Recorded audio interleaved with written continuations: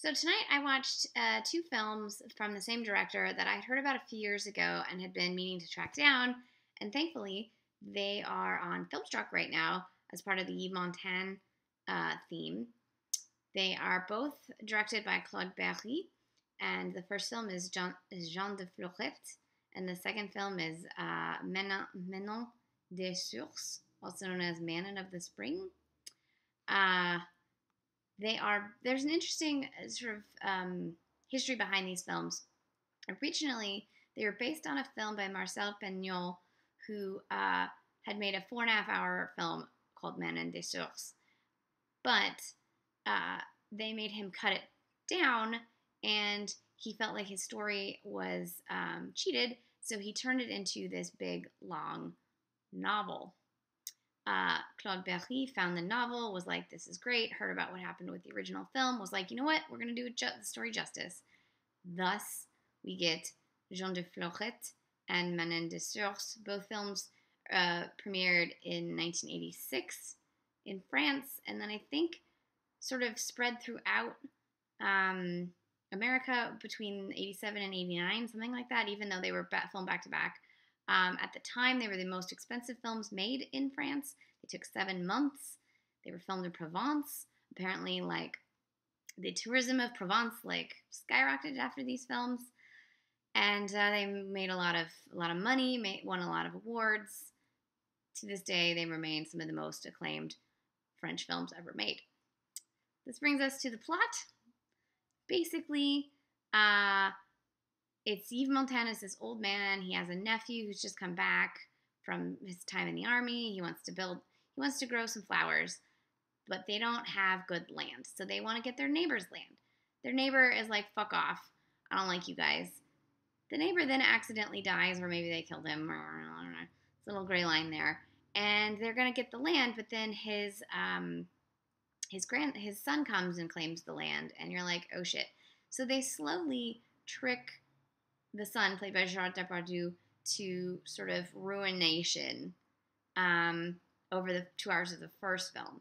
Then you get to the second film, and they've now, spoiler alert, ruined him and have the land.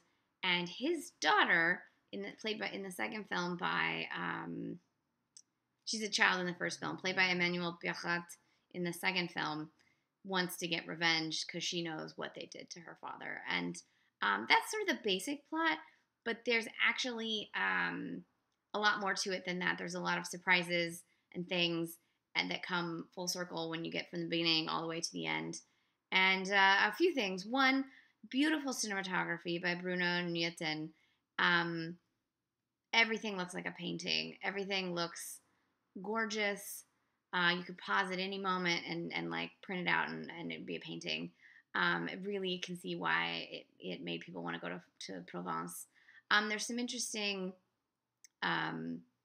commentary on the way French people treat outsiders and xenophobia. There's interesting commentary on the sort of inbreeding of small towns and small town ignorance and the like perniciousness behind generosity, or what can be behind generosity. That said, like it's beautiful, it's well made, it's well acted. Yves Montand is great. It's a great like crown to his career. Daniel Auteuil, who's the nephew of him who wants the land and wants to grow the flowers and everything, he's great. The Emmanuelle Birat in the second film, also great. I didn't particularly care for either film. The first film is mostly a bunch of really horrible men being terrible and one really pompous man just being stupid and not taking a moment and really thinking through his decisions and ruining the lives of his wife, who used to be an opera singer, and their daughter.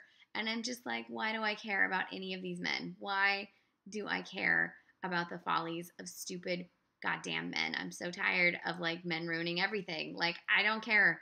They're terrible, and the sooner like women were liberated from men, the better, pretty much.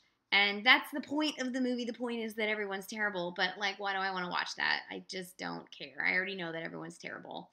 And then in the second film, it got really, male gazy towards Emmanuel in ways that weren't in the first film, that I'm just like, can we not do this? Can we not like ogle her? And yeah, she's a very nice body, but can we not like pan while she's dancing? And can we just let her, like, can we let women just like live on their own without being freaking ogled? So that was frustrating. And I enjoyed that she gets her revenge. I liked that.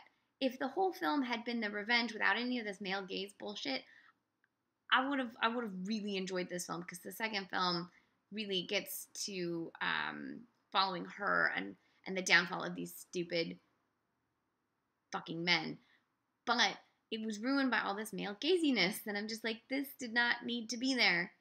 And I guess you could argue that it was there to show the like why the Daniel Auteuil character like is going nuts or whatever, but because lust. But you can do that without being so gross, I think, with the camera. So these are still, like I use this website called I Check Movies, and both of these films, this is how I actually found out about these films a few years ago. Both of these films are on like a bajillion lists. And if you follow me on the internet, you know that one of my main things is build better lists. And I'm so tired of all these lists that were built on by the opinions of men about what makes a great film, and women who just perpetuate all these films about men. Then I'm like, where are all the films about women? Why aren't they on the lists? Where are the films by women?